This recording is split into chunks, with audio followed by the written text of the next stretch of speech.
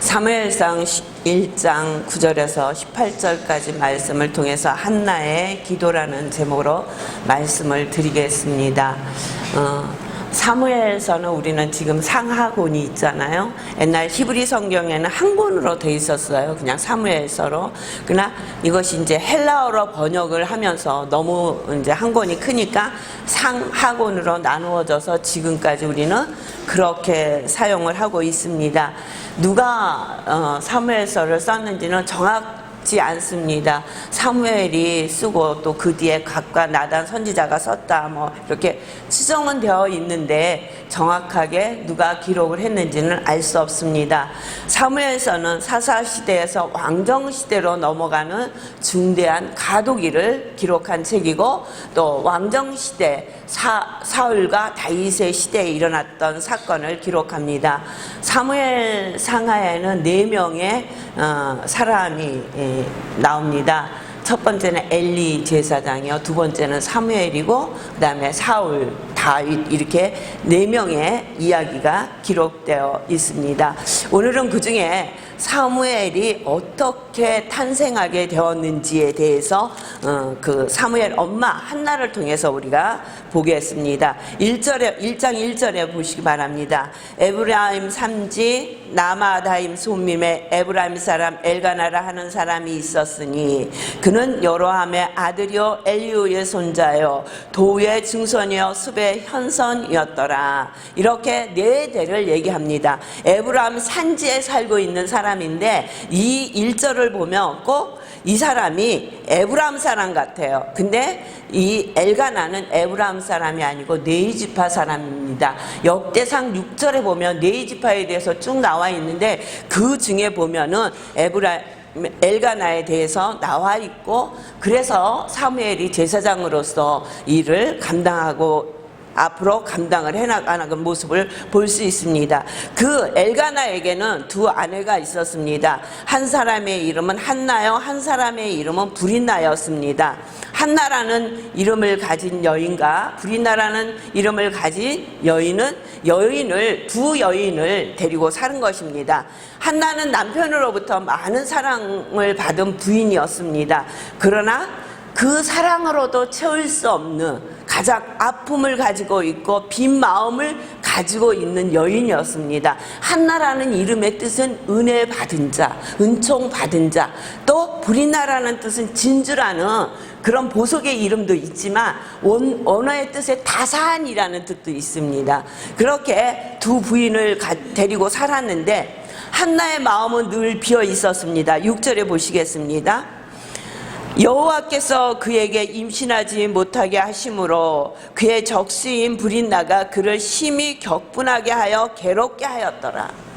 하나님께서 그를 임신하지 못하게 함으로 브린나가 그를 심히 격분하게 하고 괴롭게 했다는 거예요. 괴롭히고 업신여겼다는 것입니다.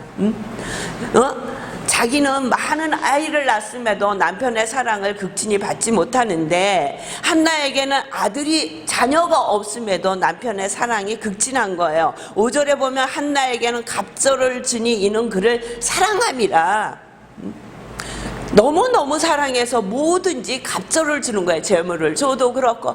그러나 한나의 마음에는 기쁨이 없었다는 거예요. 그런 모습을 보고 있는 브린나의 마음은 우라통이 터지는 거죠. 그러니까 늘 한나의 마음을 격분하게 해요. 괴롭게 한다는 말, 고통을 준다는 거예요. 그러니까 한나는 괴롭고 고통스러운 삶을 살 수밖에 없다는 것입니다. 우리도 우리의 인생길을 살다 보면 고통스럽고 힘들 때 너무 많이 있잖아요. 근데 이 한나는 그냥 우리가 생각하는 고통스럽다, 힘들다 그 정도가 아니라 그 당시에 아이가 없었다는 것은 하나님의 저주를 받은 거예요. 그러니까 아무것도 할 수 없는 여인이에요. 하나님이 재앙을 내리신 거예요.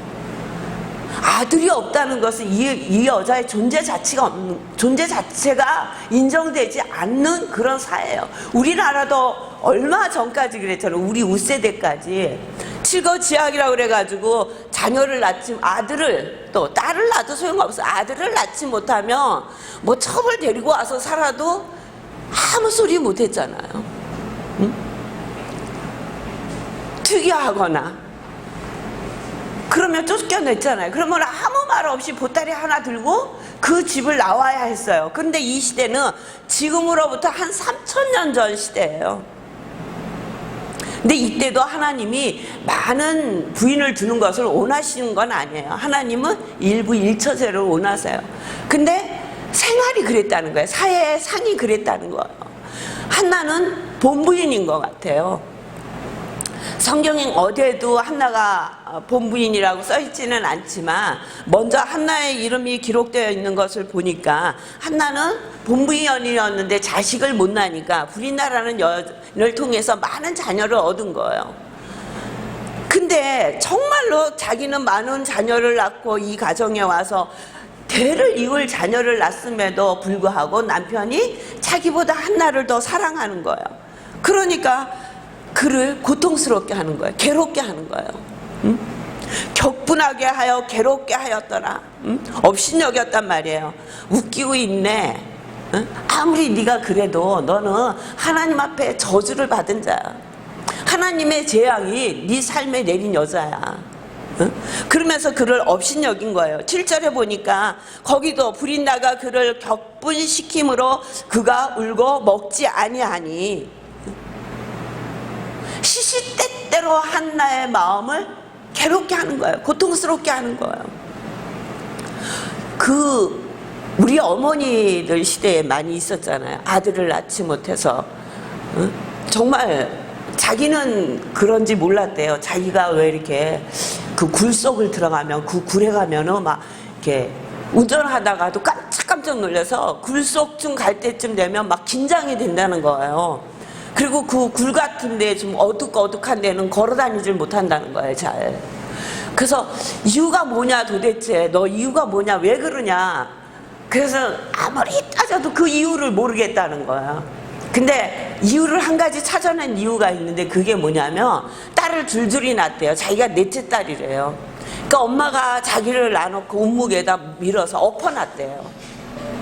그러니까 갓난 아이를 낳아서 엎어놨으니까 보통 아이들은 고개를 못 가르니까 죽잖아요. 근데 그 엎어놓고 얼마 안 있어서 할머니가 와서 보니까 애 울음소리가 안 들리더래요. 얘 애가 어디 갔니? 그러니까 가만히 있으면서 눈짓하더래. 보니까 애를 엎어놨대요. 할머니가 얼른 뒤집어 놓고 걔를 두드리고 그래서 살렸는데 그 아기 때 자기도 모를 때 받은 그 트라우마가 자기가 굴 속을 들어가지 못하게 한 것 같다고 그렇게 얘기를 하는 거예요. 자식을 낳았음에도 딸을 낳으니까 딸을 엎어놓은 거예요. 죽으라고. 그러니 그 딸이 자라면서 뭐 부모에게 사랑을 받았겠어, 얼마나 관심을 받았겠어요. 그저 할머니가 안 됐어서 불쌍해서 응? 할머니가 주는 그 사랑을 받으면서 살았다는 거예요. 딸을 낳았음에도 그랬는데 자식을 아예 못 낳는 거예요. 한나는 3000년 전에 자식이 그 삶의 전부인 그 시대에 자식이 재산이고 자식이 그 여인 운명이며 그 여인 일생의 전부였어요. 근데 자식이 없어. 딸도 없어. 아들도 없어. 그런데 둘째 부인은 와서 숨북 자식을 많이 잘 낳는 거예요. 자기는 자식을 잘 낳고 있는데 자기를 사랑해 줘야 될 남편이 한나를 더 사랑하니까 계속해서 그를 괴롭히는 거예요. 격분하게 하는 거예요. 이 한나는 불인나가 아무리 그렇게 괴롭게 해도 어떤 표현을 남편에게 하지 않아요. 성경에 보면 이 한나와 비슷한 역경에 있는 여인이 있어요. 누구냐면 우리가 너무 잘 아는 아브라함의 부인 사레예요. 그때는 사라가 되기 전에 사레예요. 사레는 자기가 자식을 못 낳으니까 자기의 여종 하갈을 아브라함 품에 주잖아요. 그리고 그가 임신을 하니까 사레를 업신여기는 거예요. 그러니까 사레는 어떻게 했어요? 아브라함한테 득달같이 쫓아가잖아요. 당신이 책임져라. 내가 내 하인을 너한테 줬더니 그게 임신한 걸 알고 나를 이렇게 업신여기니까 당신이 책임지고 해결을 해라. 막 그렇게 얘기하잖아요. 그러니까 아브라함이 당신의 하인이니까 당신 맘대로 해라 그래서 어떻게 괴롭혔는지는 성경에 안 써 있지만 그 괴롭힘을 견디지 못하고 하갈이 집을 나가버리잖아요. 임신한 몸으로 집을 나가요.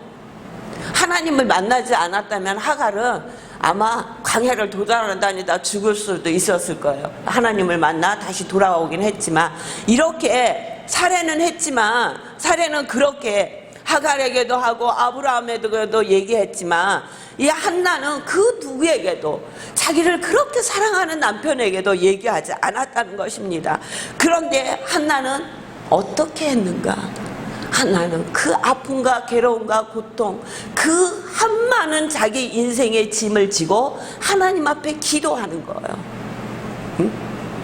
우리도 살다 보면 이 한나와 같이 어렵고 힘들고 고통스러울 때 너무 많이 있잖아요. 죽을 것 같을 때 너무너무 많이 있잖아요. 어디를 가야 이 문제가 해결될 것인가 하고 여기저기 기울일 때가 있잖아요. 이 사람을 만나볼까? 저 사람하고 얘기해볼까? 그러면 내 답답한 이 문제가 좀 해결을 될까 하고 수없이 많은 생각을 하면서 그 고통을 이겨내잖아요. 근데 한나는 가장 힘들고 어려웠을 때 하나님 앞에 나아갑니다. 오늘 저희가 본 본문입니다. 9절에 보니까 그들이 실로에서 먹고 마신 후에 한나가 일어나니 그때 제사장 엘리는 여호와의 전 문설주 곁 의자에 앉아있더라. 한나가 마음이 괴로워서 여호와께 기도하고 통곡하여 어떻게 했다고요? 하나님께 기도했다고요. 너무 힘들고 외로우니까, 너무 괴로우니까 하나님 앞에 통곡하는 거예요. 여러분 삶에 너무 힘듭니까? 고통스럽습니까? 괴롭습니까? 이 땅에 나 혼자만 있는 것 같습니까? 나만 이렇게 힘들고 고통스러운 것 같습니까? 그럴 때 우리에게 하나님은 말씀하십니다. 나에게 나와 기도하라고. 나에게 나와 기도하라고 말씀하십니다. 우리의 인생길을 가다 보면 내가 생각하지 않은 많은 일들이 우리와 만나게 돼 있어요. 좋은 일도 있지만 힘들고 아픈 일도 있어요. 너무너무 어려운 일도 있어요. 너무 아파 마음 깊은 곳에서 누구에게도 말할 수 없는 아픔이 있다는 거예요. 그럴 때 우리가 살 길이 있는데 그 길은 한나와 같이 여호와께 기도하고 그 앞에 통곡하는 거예요. 지금 시대처럼 예배당이 있어서 아무 때나 들어와서 기도할 수 있을 때가 아니에요. 그때는 실로에 가야 성막이 있었어요. 거기도 성막 안에 들어가는 것이 아니라 이때는 대제사장을 통해서 기도할 때예요. 그러나 한나는 여인의 뜰에 앉아서 그 뜰에서 어찌할 바를 모르고 하나님 앞에 기도하고 있는 거예요. 지금 저와 여러분은 언제든지 하나님 앞에 기도할 수 있는 시대에 살고 있어요. 하나님 앞에 통곡할 수 있는 시대에 살고 있어요. 한나와 같이 여러분의 모든 문제를 두고 하나님 앞에 나오시길 주의 이름으로 축원합니다. 하나님 앞에 나와서 나의 괴로움, 나의 외로움, 나의 고통을 하나님 앞에 모두 다 내어놓으시길 주의 이름으로 축원합니다. 그 기도하는 모습을 보고 엘리 제사장이 뭐라고 말했냐면요, 한나가 속으로 말하며 입술만 움직이고 음성이 들리지 아니하므로 엘리는 그가 취한 줄로 생각하고 그를 술 먹었다고 얘기합니다. 엘리가 그에게 이르되 내가 언제까지 취하여 있겠느냐, 포도주를 끊으라고 얘기하고 있어요. 술 취한 여인같이 크게 울지도 못합니다. 크게 얘기하지도 못합니다. 너무 억장이 무너지면요 소리가 안 나오잖아. 흐느끼잖아. 애들도 시큰 울고 나면 소리 안 나잖아. 막 흐느끼잖아요. 한나가 그렇게 기도한 거예요. 소리가 안 나. 가만히 엘리 제사장이 보니까 입은 움직여, 몸은 흔들흔들해. 술 취한 여인 같은 거예요. 그러니까 네가 언제까지 취해 있겠느냐 이렇게 얘기하는 거예요. 술 취한 여인같이. 한번 생각을 해보세요. 그 기도하는 한나의 모습을 한번 생각해 보세요.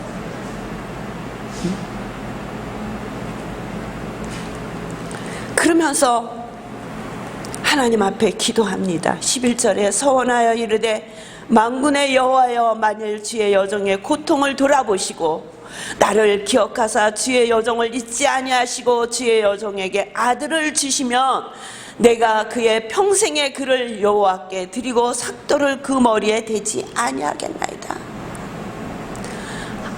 아들 하나면 살 것 같아요. 아들 하나면 나의 고통도 괴로움도 슬픔도 나의 한도 다 물러가게 돼 있는 상황이 돼버리는 거예요. 그런데 그 아들을 주며 하나님 앞에 나 시련으로 하나님 앞에 드리겠다는 거예요. 내 아들로 삼아서 사는 것이 아니라 하나님의 종으로 드리겠나이다. 그의 평생을 여호와 앞에 드리겠다고 하나님 앞에 약속하는 거예요. 그 아들 하나만 내 옆에 있으면 부러울 게 없어요. 부족한 게 없어요. 맨날 미친 여인처럼 웃고 살 것 같아요. 이 세상의 모든 것을 다 가진 것 같아요. 그런데 그 아들을 하나님 앞에 드리겠나이다.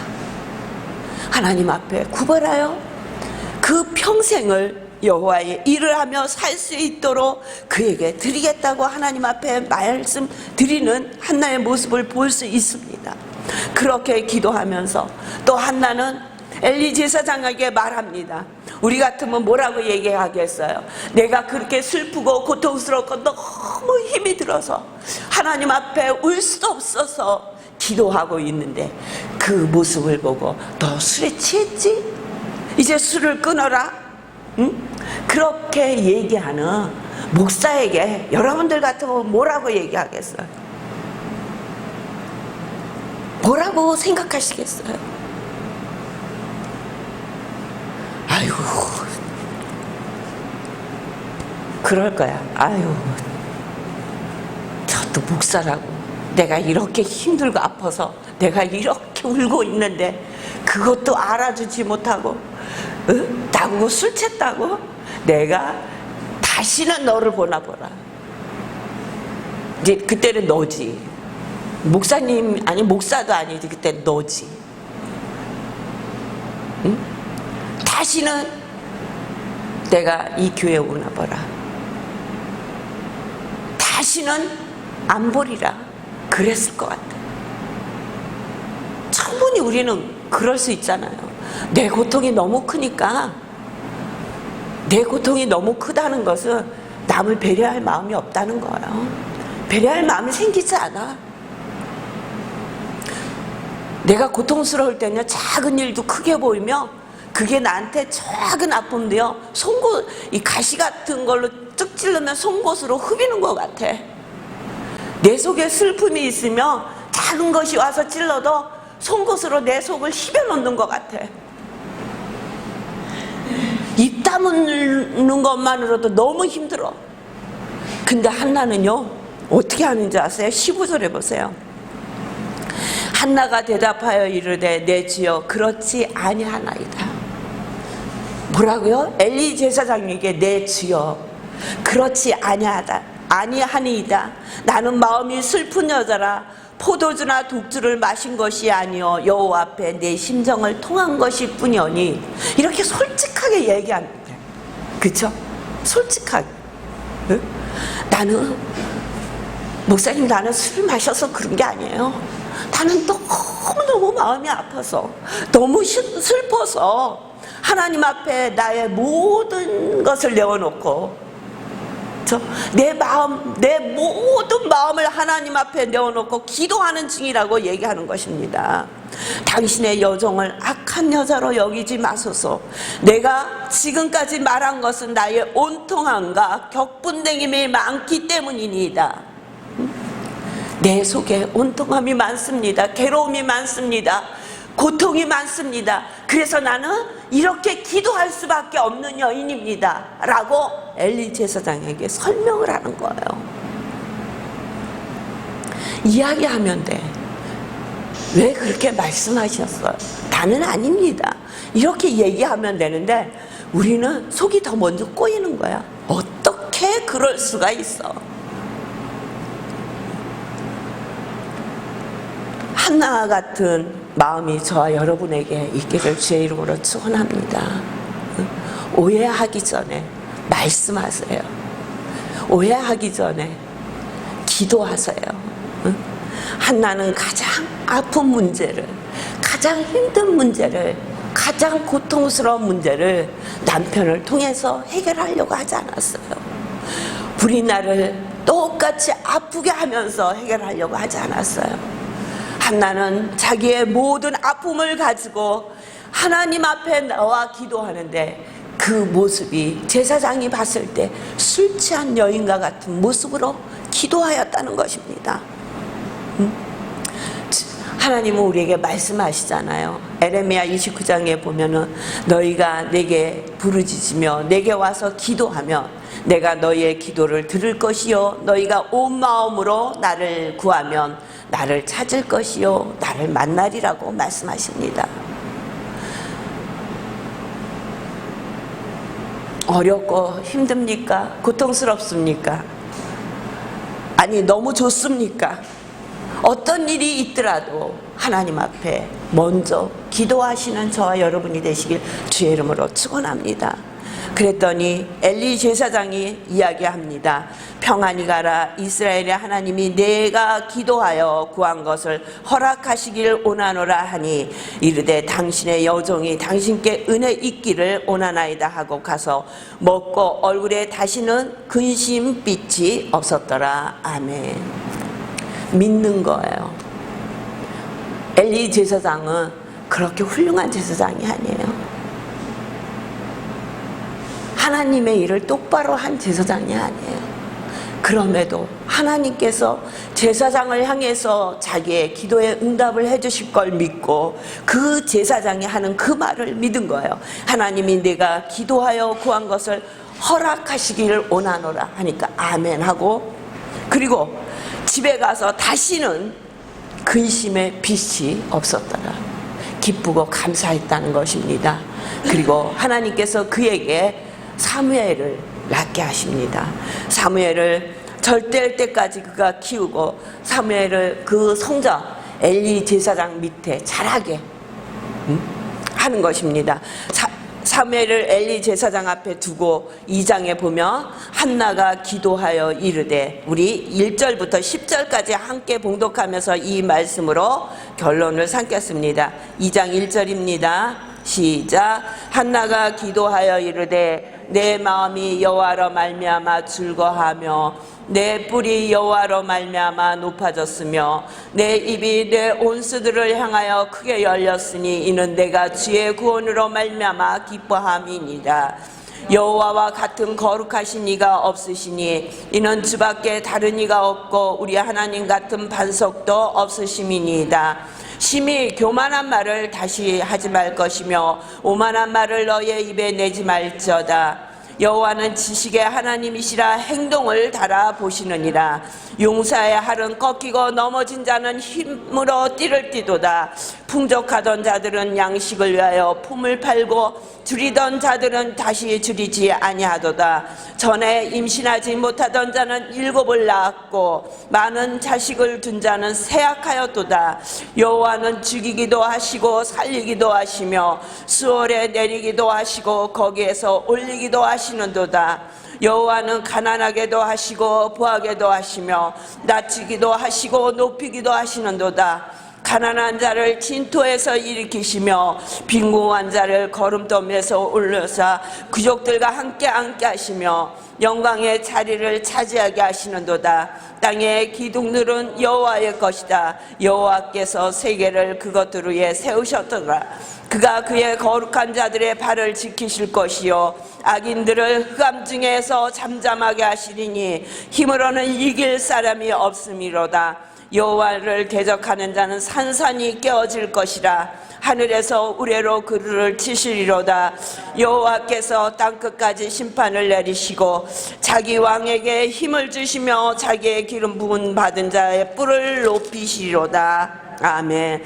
21절에 보면 하나님께서 한나에게 세 아들과 두 딸을 허락해 주심을 볼 수 있습니다. 저와 여러분이 어떤 일이 있어도 하나님 앞에 나와 기도하는 삶을 사시길 주의 이름으로 축원합니다. 한나와 같이 기도로 하나님 앞에 모든 것을 맡기고 기도하셔서 승리하시는, 그래서 여호와를 대적하는 자들이 산산이 깨어질 것이라, 하늘에서 우레로 그들을 치시로다. 여호와께서 땅끝까지 심판을 내리시고 자기 왕에게 힘을 주시며 자기의 기름 부음 받은 자의 뿔을 높이시로라는 찬양을 할 수 있는 저와 여러분이 되시기를 주의 이름으로 축원합니다. 기도하겠습니다.